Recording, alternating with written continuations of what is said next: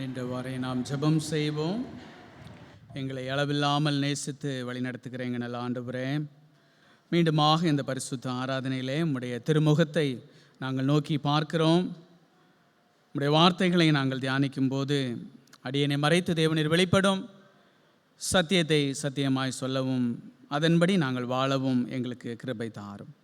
இயேசுவின் இனிதான நாமத்தினாலே ஜெபிக்கிறோம். ஜெபங்கள் எங்கள் நல்ல பிதாவே, ஆமேன். திருச்சபையார் உட்காருவோம். ஆண்டவரும் இரட்சகருமாயிருக்கிற இயேசு கிறிஸ்துவின் இனிதான நாமத்தினாலே உங்கள் யாவருக்கும் என்னுடைய காலை வாழ்த்துக்களை நான் தெரிவித்துக் கொள்கின்றேன். ஆண்டவர் உங்களையும் உங்கள் குடும்பத்தையும் உங்கள் பிள்ளைகளையும் நீங்கள் கையிட்டு செய்கிற எல்லா காரியங்களையும் கர்த்தர் ஆசீர்வதிப்பாராக. புதிய நாளை, புதிய வாரத்தை ஆண்டவருடைய சமூகத்திலே துவங்குவதற்காக வந்திருக்கிற ஒவ்வொரு பிள்ளைகளையும் ஆண்டவர் தொடர்ந்து நடத்துவாராக. இந்த நாளிலே மாலை ஆராதனை முடித்து ஒருவேளை நம்முடைய கிளை சபை பாவுதான் திருச்சபைக்கு நாங்கள் செல்ல வேண்டியது இருக்கிறது. ஒருவேளை உங்களை எல்லாரையும் சந்திப்பதற்கான வாய்ப்புகள் மிகவும் குறைவு. ஒருவேளை உங்களிடத்திலே ஏதேனும் முக்கியமான கரிசனைகள் எதுவும் இருக்குமே ஆனால் நீங்கள் தொலைபேசியிலே தொடர்பு கொள்ளலாம். இல்லை என்றால் நம்முடைய திருச்சபையின் செயலர், இல்லை என்றால் பொருளர் ஆகியோரை நீங்கள் தொடர்பு கொள்ளலாம் என்று சொல்லி உங்களுக்கு அறிவுறுத்துகிறேன். எனக்கு அருமையானவர்களே, நாம் வாழுகிற இந்த உலகத்திலே தேவைகள் நிறைந்த ஒரு வாழ்விலே நாம் வாழ்ந்து கொண்டிருக்கிறோம் என்பதை நாம் யாரும் மறுக்க முடியாது.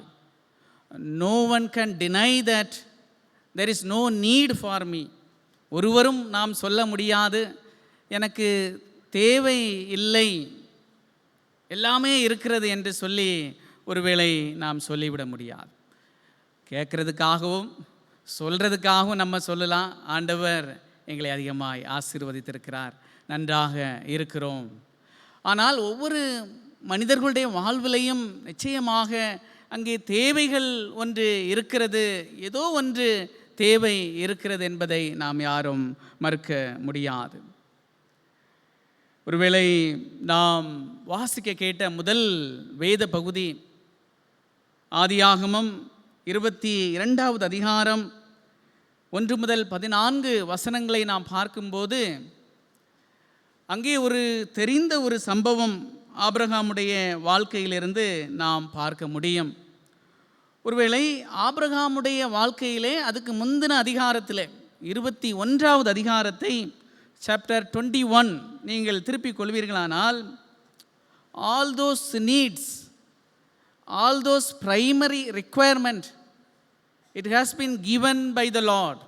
ஒருவேளை நீங்கள் ஆதியாகமம் 21வது அதிகாரத்தில் நீங்கள் பார்ப்பீர்களானால் அங்கே ஆபிரகாமுக்கும் சாராளுக்கும் மிகவும் அத்தியாவசியமான தேவையான ஒன்றை நீண்ட வெகு தூரம் காத்திருந்த, நெடுநாள் காத்திருந்த ஒரு நல்ல ஒரு நன்மையை ஆண்டவர் அவர்களுடைய வாழ்விலே கட்டளையிட்டிருக்கிறதை நாம் பார்க்க முடியும். நீங்கள் ஆதியாகமம் 21வது அதிகாரம் 8வது வசனத்தை நீங்கள் பார்ப்பீர்களானால் 21:8, பிள்ளை வளர்ந்து பால் மறந்தது, ஈசாக்கு பால் மறந்த நாளிலே ஆபிரகாம் பெரிய விருந்து பண்ணினான். எனக்கு அருமையானவர்களே, ஆபிரகாமுடைய வாழ்க்கையிலே ஒரு பெரிய தேவை இருந்தது. ஆண்டவர் அந்த தேவையை நிறைவேற்றின உடனே பிள்ளை பால் குடி மறந்த நாளுக்கு பிறகு அதை கொண்டாடும்படியாக ஒரு பெரிய விருந்தை அவன் ஆயத்தம் செய்தான் என்று சொல்லி நாம் பார்க்கிறோம்.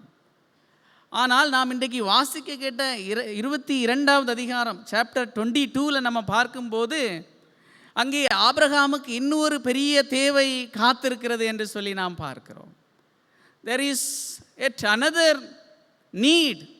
ஆபிரகாமுடைய வாழ்வில் இன்னொரு தேவை அங்கே காணப்படுகிறது என்று சொல்லி நாம் பார்க்கிறோம். அந்த தேவை ஒருவேளை ஈடுகொள்ள முடியாத ஒரு தேவை, யாரும் எதிர்பாராத ஒரு தேவை, பயங்கரமான ஒரு தேவை. அந்த சூழ்நிலையில் தான் ஆபிரகாம் இப்படியாக 14வது வசனத்திலே ஆதியாகமம் 22:14 22:14 ஆபிரகாம் அந்த இடத்துக்கு யெகோவா ஈரே என்று பெயரிட்டான். அதனாலே கர்த்தருடைய பர்வதத்திலே பார்த்து கொள்ளப்படும் என்று இந்நாள் வரைக்கும் சொல்லப்பட்டு வருகிறது. எனக்கு அருமையானவர்களே, ஆபிரகாம் இப்பொழுது இருக்கிற ஒரு பெரிய தேவையிலே ஆண்டவர் உதவி செய்திருக்கிறார். அந்த உதவிக்கு தான் யெகோவா ஈரே, ஜெகோவா ஜைரே, மை ப்ரொவைடர் என்று சொல்லி அங்கே ஆபிரகாம் சொல்லுகிறார் என்று சொல்லி பார்க்கிறோம். அப்படியானால் இந்த காலையிலே தேவன் கொடுக்கிறவர் என்கிற தலைப்பிலே உங்களோடு பேசலாம் என்று சொல்லி நான் ஆசைப்படுகிறேன். தேவன் நமக்கு அருள் அளிக்கிறவராக இருக்கிறார். தேவன் நமக்கு கொடுக்கிறவராக இருக்கிறார். God is our provider என்கிற தலைப்பிலே உங்களோடு பேச வேண்டும் என்று சொல்லி ஆசைப்படுகிறேன். 3 காரியங்களை உங்களுக்கு முன்பாக நான் நிறுத்த விரும்புகிறேன். God is my provider, கர்த்தருக்குள்ளாக பார்த்து கொள்ளப்படும் என்று சொல்லி ஆபிரகாம் இங்கே சொல்லும்போது, முதலாவதாக தேவன் தேவைகளை கண்டு நமக்கு உதவி செய்கிறவராக இருக்கிறார். சுருக்கமாக சொல்ல வேண்டுமானால், தேவன் தேவைகளை காண்கிறவர். When he is our provider, he is Jehovah Jireh. தேவன் கொடுக்கிறவராக இருக்கும்போது முதலாவது நம்முடைய தேவைகளை காண்கிறவராக இருக்கிறார். God sees the need. God sees our need. தேவன் கொடுக்கிறவராக இருக்கிறார், அருளுகிறவராக இருக்கிறார். அப்படிப்பட்ட தேவன் நம்முடைய தேவைகளை அவர் அறிந்திருக்கிறவராக, காண்கிறவராக இருக்கிறார். நீங்கள் 7வது வசனம், ஆதியாகமம் 22:7 வசனத்திலே, அப்பொழுது ஈசாக்கு தன் தகப்பனாகி ஆபிரகாமை நோக்கி, என் தகப்பனே என்றான். அதற்கு அவன், என் மகனே, இதோ இருக்கிறேன் என்றான். அப்பொழுது அவன், இதோ நெருப்பும் கட்டையும் இருக்கிறது, தகன பலிக்கு ஆட்டுக்குட்டி எங்கே என்றான். அதற்கு ஆபிரகாம், என் மகனே, தேவன் நமக்கு தகன பலிக்கான ஆட்டுக்குட்டியை பார்த்து கொள்ளுவார் என்றான். அங்கே வசனம் சொல்லுகிறது, God himself will provide the lamb. God himself will provide the lamb. தேவன் தகன பலிக்கான ஆட்டுக்குட்டியை பார்த்து கொள்ளுவார். கருமையானவர்களே, ப்ரொவைட் என்கிற வார்த்தை ஆங்கிலத்திலே பயன்படுத்தப்பட்டிருக்கிறது. தேவன் பார்த்து கொள்ளுவார் என்று சொல்லி தமிழிலே பயன்படுத்தப்பட்டிருக்கிறது என்று சொல்லி நாம் பார்க்கிறோம். இந்த ப்ரொவைட் என்கிற வார்த்தை ஒருவேளை எபிரேய மூல பாஷையிலே நாம் போய் பார்ப்போமே ஆனால் ரா என்று சொல்லுவார்கள். இந்த ராவுக்கு 2 அர்த்தங்கள். There are 2 meanings for this provide, especially in the root word of Hebrew ரா. முதலாவது, அந்த ரா எதை குறிக்கிறது என்றால், provide என்பது தேவன் sees, அதாவது தேவன் கண்டு அதை கொடுக்கிறவராக இருக்கிறார். God sees. ரா என்றால் God sees. ஆண்டவர் காண்கிறவராக இருக்கிறார், ஆண்டவர் பார்க்கிறவராக. அதனால தான் ஈசாக்கு கேட்குறான், பலிபீடம் இருக்கிறது, கட்டை இருக்கிறது, நெருப்பு இருக்கிறது, கத்தியும் இருக்கிறது, தகன பலிக்கு ஆடு எங்கே? ஆபிரகாம் சொல்லுகிறான், God sees. God sees. God will provide. அவர் பார்த்து கொள்ளுவார். God sees our need. தேவன் நம்முடைய தேவைகளை அறிந்திருக்கிறவராக இருக்கிறார். எனக்கு அன்பானவர்களே, God knows our need as well as God sees our need. தேவன் நம்முடைய தேவைகளை அவர் காண்கிறவராக இருக்கிறார். ஒருவேளை ஆகாருடைய வாழ்வை நாம் எடுத்துக்கொள்ளும்போது, ஆகாரையும் ஆண்டவர் கண்டார் என்று சொல்லி நாம் பார்க்கிறோம். ஒருவேளை ஆதியாகமம் 16வது அதிகாரம் 7வது வசனத்திலே நாம் பார்க்கிறோம், நாச்சியாருடைய வீட்டை விட்டு வெளியிலே வருகிறாள். ஒருவேளை நீரூற்றண்டைக்கு தேடி சொல்லுகிறதை நாம் பார்க்கிறோம். அழுது கொண்டிருக்கிற ஒரு தாயார் ஆகார். அங்கே ஆண்டவர் பிரசன்னமாகிறார், ஆண்டவருடைய தூதன் அங்கே பிரசன்னமாகிறார். அதனால் என்னை கண்ட தேவனுக்கு, என்னை அறிந்த தேவனுக்கு அங்கே 16:13 சொல்லுகிறார், ஆகார் சொல்லுகிறார், என்னை காண்கிற தேவன், என்னை காண்கிற தேவன். எனக்கு அருமையானவர்களே, இந்த காலையிலே ஒருவேளை பொருளாதார தேவை அல்ல, பொருளாதார தேவை மட்டுமல்ல, God knows all our innermost needs. நம்முடைய இருதயத்திலே, நம்முடைய உள்ளத்தின் ஆழத்திலே காணப்படுகிற எல்லா தேவைகளையும் அவர் அறிந்திருக்கிறார். He knows. He knew it. அவர் எல்லாவற்றையும் அறிந்திருக்கிறவராக, காண்கிறவராக அங்கே காணப்படுகிறார் என்று சொல்லி நாம் பார்க்கிறோம். எனக்கு அருமையானவர்களை, ஒருவேளை ஈசாக்குக்கு ஒரு பெரிய ஒரு தேவை, ஆபிரகாமுக்கு பெரிய ஒரு தேவை. both of them, ஒருவேளை ஆபிரகாம் அறிந்திருந்தார், கடவுள் என்னுடைய தேவையை அறிந்திருக்கிறார், அவர் பார்த்து கொள்ளுவார், அவர் பார்த்து கொள்ளுவார். எனக்கு அருமையானவர்களே, இந்த காலையிலையும் ஆண்டவர் அப்படியாக நம்மை விசுவாச வாழ்க்கையிலே அழைக்கிறார். நாம் வெளியிலே சொல்ல முடியாத தேவைகள் உண்டு நம்முடைய வாழ்விலே. Sometimes we feel that nobody is giving attention for my need. Nobody wants to listen for my need. யாராவது இருக்கிறார்களா என்னுடைய தேவை அறிந்தவர்கள்? யாராவது என்னுடைய தேவையை புரிந்தவர்கள் இருக்கிறார்களா என்று சொல்லி சில நேரங்களிலே நாம் யோசிப்போம். But you know, God knew our needs. ஆண்டவர் நம்முடைய தேவைகளை அறிந்து, உள்ளார்ந்த தேவைகளை. ஒருவேளை ஈசாக்குக்கு ஆபிரகாம் அந்த பதிலை தான் கொடுத்தார், கர்த்தர் பார்த்து கொள்வார். காட் சீஸ், ஆண்டவர் அதை பார்த்து கொள்ளுவார் என்று சொல்லி. ஆகவே எனக்கு அருமையானவர்கள், when God says God provides, தேவன் கொடுக்கிறவர் என்று சொல்லும்போது அவர் நம்முடைய அடிப்படை தேவைகளை, நம்முடைய இன்றியமையாத தேவைகளை, ஒருவேளை மற்றவர்கள் முடியாதென்று நினைக்கிற தேவைகளை அவர் அறிந்திருக்கிறார்.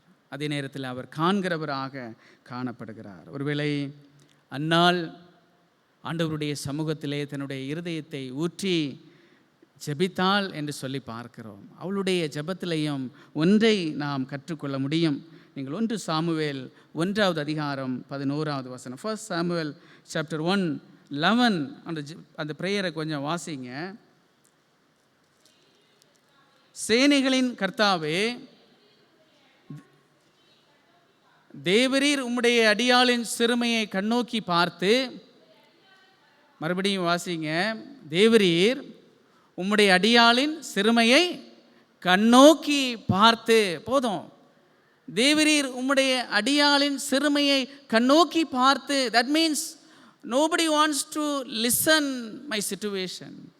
Nobody sees my situation. Nobody experience my situation. ஆண்டவரே, என்னுடைய வேதனையையும் என்னுடைய தேவையும் இல்லையா, என்னுடைய எதிர்பார்ப்புகளையும் யாராலையும் புரிந்து கொள்ள முடியவில்லை ஆண்டவரே. ஆகவே சிறுமையாகிய அடியாளாகிய என்னை கண்ணோக்கி பாரும் இல்லையா. அதுக்கப்புறம் ஆண்டவர் அன்னாளுடைய ஜெபத்தை கேட்டார், அவளை கடாட்சித்தார், ஆசீர்வதித்தார் என்று சொல்லி நாம் பார்க்கிறோம். இந்த காலையிலையும் God knows, God sees our innermost needs. It's not about our want, it's about our need.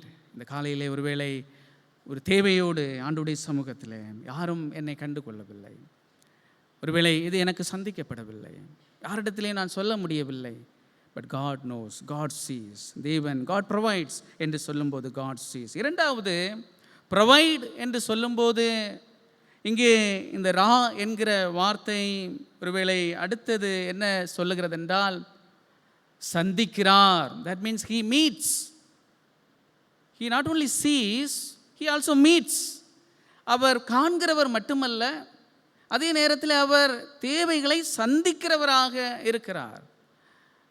ஒருவேளை எல்லாரை போல நாம் கேட்டு விசாரித்து ஜெபித்து கடந்து செல்கிறவராக நம்முடைய ஆண்டவர் அல்ல. ஒருவேளை மனித இயல்பு நம்ம ஒரு எல்லை வரைக்கும் தான் சில நேரங்களிலே சிலர்களுடைய தேவைகளை நாம் பூர்த்தி செய்ய முடியும். சில தேவைகளை சக மனிதர்களாலே பூர்த்தி செய்யவே முடியாது. அங்கே கடவுள்தான் நமக்கு செயல் ஆற்றல் புரிய வேண்டும். அப்போ அப்படிப்பட்ட ஒரு சூழ்நிலை இன்றைக்கு ஆபிரகாமுக்கும் ஈசாக்குக்கும் இருக்கிறது. when he says God provides, நிச்சயமாக தேவன் தேவைகளை சந்திக்கிறவராக இருக்கிறார். காண்கிறவர் மட்டுமல்ல, அவர் சந்திக்கிறவராக இருக்கிறார். நீங்கள் 22:13 நம்ம வாசிப்போம். ஆபிரகாம் தன் கண்களை ஏறெடுத்து பார்க்கும்போது இதோ பின்னாக புதரிலே தன் கொம்புகள் சிக்கி கொண்டிருந்த ஒரு ஆட்டுக்கடாவை கண்டார். அப்பொழுது ஆபிரகாம் போய் கடாவை பிடித்து அது தன் குமாரனுக்கு பதிலாக தகன பலியிட்டான். அதுக்கப்புறம் ஆபிரகாம் அந்த இடத்திற்கு யெகோவா ஈரே என்று பெயரிட்டான்.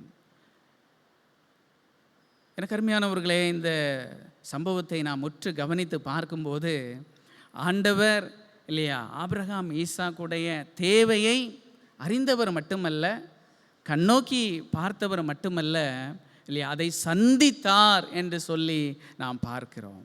அங்கே புதரிலே ஒரு ஆட்டுக்குட்டியை ஆண்டவர் ஆயத்தம் செய்து வைத்திருந்தார். He met the need of the Abraham.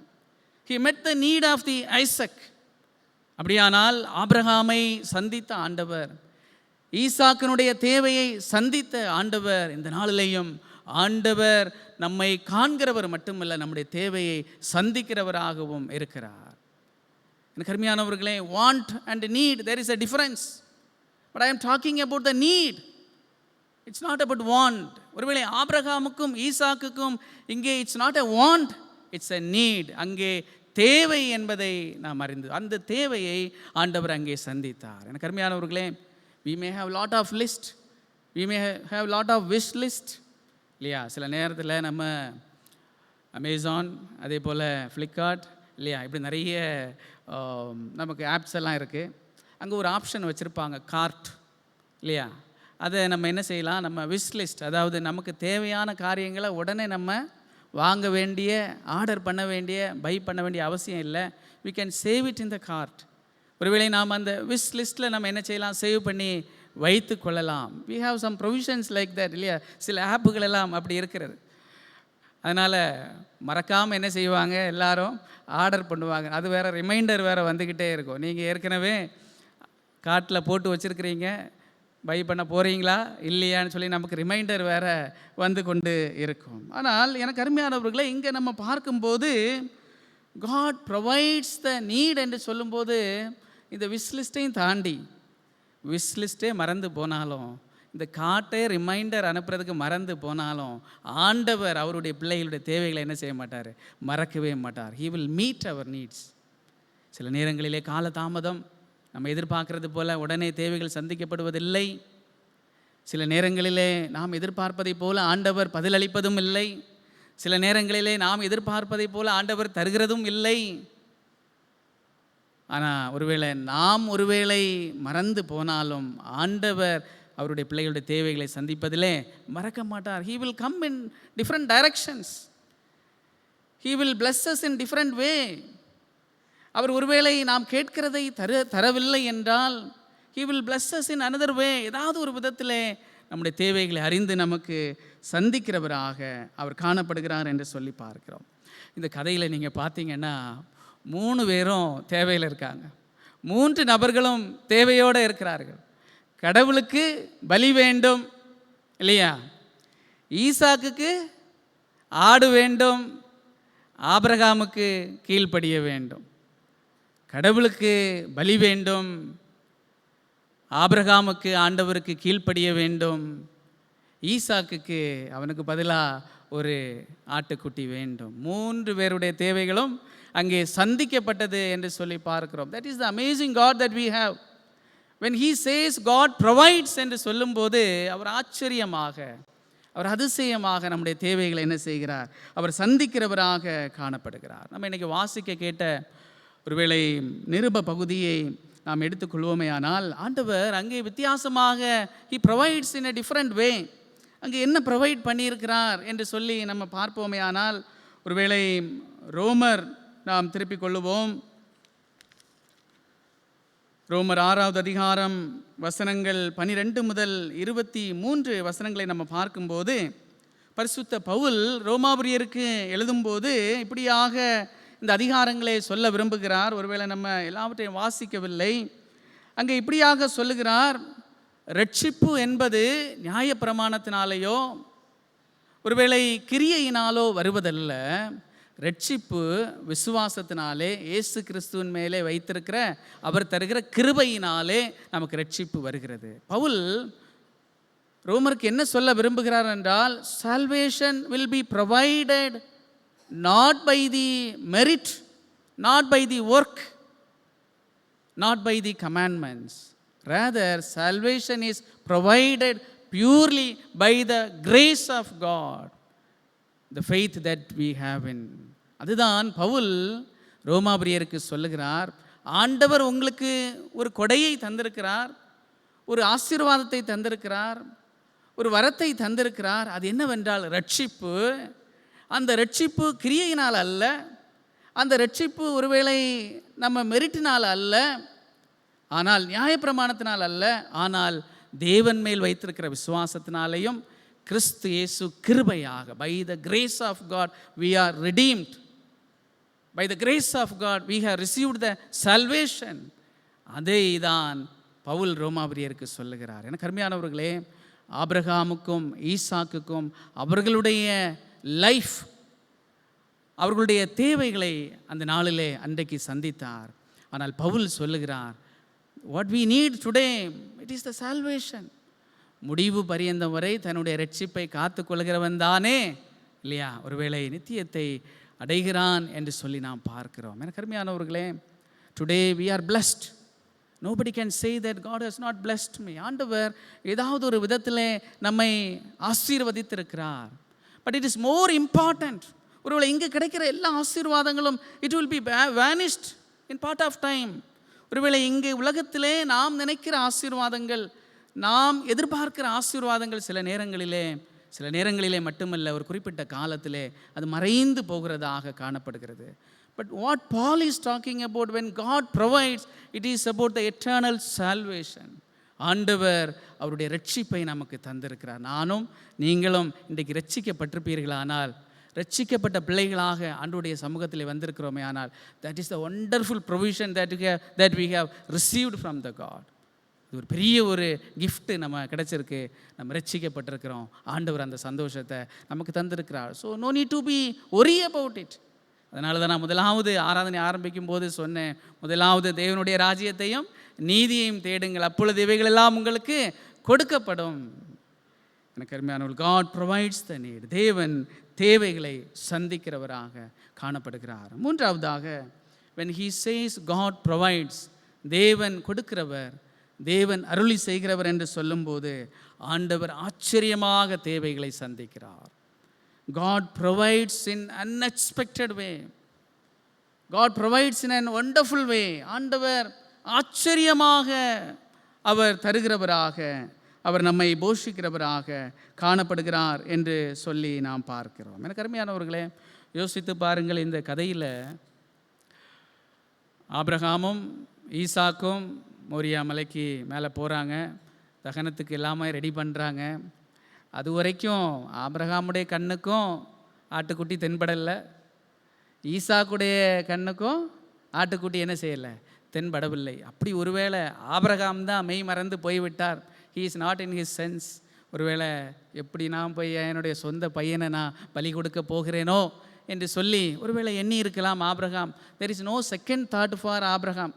ஒருவேளை விசுவாசத்தில் அவனுக்கு ஒரு நம்பிக்கை இருக்கும், நம்ம கீழ்ப்படிவோம், ஆண்டவர் பார்த்து கொள்வார். ஆண்டவர் பார்த்து கொள்வார் என்றால் he sees, he meets, okay, that is fine. ஆனால் நீங்கள் மனித இயல்பாக பார்ப்போமேயானால், ஒரு சொந்த தகப்பன் தன்னுடைய சொந்த குமாரனை ஒருவேளை பலி என்று சொல்கிறத விட, நம்ம வெளியில் சொல்லுவாங்க, நம்ம வேதாகமத்தில் பலின்னு சொல்லலாம், வெளியில் உள்ளவங்க எப்படி இன்டர்பிரட் பண்ணாங்க, கொலை செய்ய போகிறாரு அப்படின்னு சொல்லுவாங்க இல்லையா. ஒருவேளை அந்த ஒரு சூழ்நிலையை நாம் பார்க்கிறோம். ஆபிரகாமுக்கு செகண்ட் தாட்டுக்கு வாய்ப்பே இல்லை. சரி, அவர் விட்டு போனால் கூட, அவர் மறந்து போனால் கூட, ஈசாக்கு he is very emotional. He can sense the situation. கேட்குறான் தகப்பன்ட்ட, தகனத்துக்கு எல்லாம் இருக்குது, கட்டை இருக்குது இல்லையா, ஒருவேளை தீயும் இருக்கிறது, ஒருவேளை நமக்கு ஆயுதமும் இருக்கிறது, நெருப்பும் இருக்குது, எல்லாம் இருக்குது. ஆட்டுக்குட்டி எங்கேன்னு அவன் நிச்சயமாக என்ன செய்திருக்க மாட்டான், கேட்டிருக்க மாட்டான். புதரில் இருக்கிறதை ஒருவேளை கண்டிருந்தால், அப்பா அங்கே தான் ஒன்று இருக்குது, என்ன விட்டுருங்க என்று சொல்லுவதற்கும் வாய்ப்பு இருக்கிறது.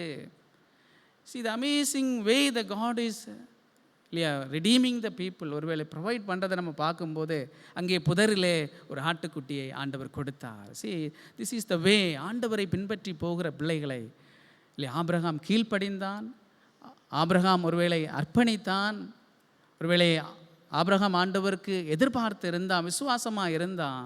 ஆண்டவர் அவனுடைய வாழ்விலே ஆச்சரியமாக, அதிசயமாக, எதிர்பார்க்காத ஒரு ஆசீர்வாதத்தை அங்கே வைத்திருந்தார் என்று சொல்லி நாம் பார்க்கிறோம். எனக்கு அருமையானவர்களே, நாமும் இந்த விசுவாச வாழ்க்கையில் விசுவாசத்தோடு கீழ்ப்படிந்து அர்ப்பணித்து நம்முடைய ஆண்டவரை நாம் பின்தொடருவோமே ஆனால் He will provide in an amazing way. ஆண்டவர் ஆச்சரியமாக அவர் நடத்துவார். O taste and see that the Lord is good. இன்னைக்கு நாம் ருசித்து பார்ப்போம் இந்த ஆண்டவரை. கர்த்தர் நல்லவர் என்பதை ருசித்து பாருங்கள். கர்த்தர் கொடைவள்ளல். கர்த்தர் கொடுப்பதிலே அவருக்கு நிகராக ஒருவரும் இல்லை. தேவைகளை சந்திப்பதிலே நம்முடைய ஆண்டவரை போல ஒருவருமே இல்லை. ஒருவேளை ஆச்சரியமாய் நம்மை வழி நடத்துகிறதிலே நம்முடைய ஆண்டவரை போல ஒருவருமே இல்லை. எப்படி சொல்லுகிறேன் என்றால், கொடுப்பதிலே கொடைவள்ளல் நம்முடைய ஆண்டவர். ஒருவேளை ஆபிரகாமுடைய பலிக்கு ஈடாக அங்கே ஆட்டுக்குட்டி கொடுக்கப்பட்டது. நம்முடைய முழு மனுக்குலத்திற்கும் ஈடாக கொடுக்கப்பட்ட ஒரே தெய்வ ஆட்டுக்குட்டி நம்முடைய ஆண்டவராகிய இயேசு கிறிஸ்து. He is the eternal sacrifice for us. That is the wonderful provision that we have. ஆண்டவர் ரட்சிப்பு மட்டும் நமக்கு தந்து ஆசீர்வதிக்கிறவில்லை, தன்னையே தன்னுடைய சொந்த குமாரனை கொடுத்து இவ்வளவாய் அன்பு கூர்ந்து அவர் நம்மை ஆசீர்வதித்திருக்கிறார். தன்னுடைய சொந்த குமாரனை கொடுத்து இவ்வளவாய் தந்து நம்மை நேசித்து வழி நடத்துகிறார் என்றால், இந்த உலகத்தில் இருக்கிற மெட்டீரியல் பிளஸ்ஸிங்ஸ், நம்முடைய all those expected blessings will be மெட். ஆண்டவர் அதனதின் காலத்தில் அதனதின் நேரத்தில் நேர்த்தியும் செம்மையுமாய் நடத்துவார். நீங்கள் கண்ணை மூடிட்டு ஆண்டவரை மட்டும் ஃபாலோ பண்ணி போயிட்டீங்கன்னா he will reply you, he will respond you, he will provide you in an unexpected way. ஆண்டவர் நம்ம கேட்காத ஆசீர்வாதங்களை தந்து ஆண்டவர் ஆசீர்வதிப்பார். எனக்கு அருமையானவர்களே, God provides என்று சொல்லும்போது இந்த 3 காரியங்களை நாம் நினைவு கொள்ளுவோம். God sees, God meets, God provides in unexpected way. ஆண்டவர் இந்த வாரத்தை அப்படியாக ஆண்டவர் நமக்கு ஆசீர்வதிப்பாராக. ரட்சிப்பின் அந்த ப்ரொவிஷனை நாம் பிடித்து கொள்ளுவோம். ரட்சிப்பின் அந்த சந்தோஷத்திலே நாம் கடந்து சொல்லுவோம். முதலாவது தேவனுடைய ராஜ்யத்தையும் நீதியையும், அவருடைய நீதியை தேடுங்கள், அப்பொழுது ஆண்டவர் இவைகள் எல்லாவற்றையும் கூட தந்து நம்மை ஆசீர்வதிப்பார்.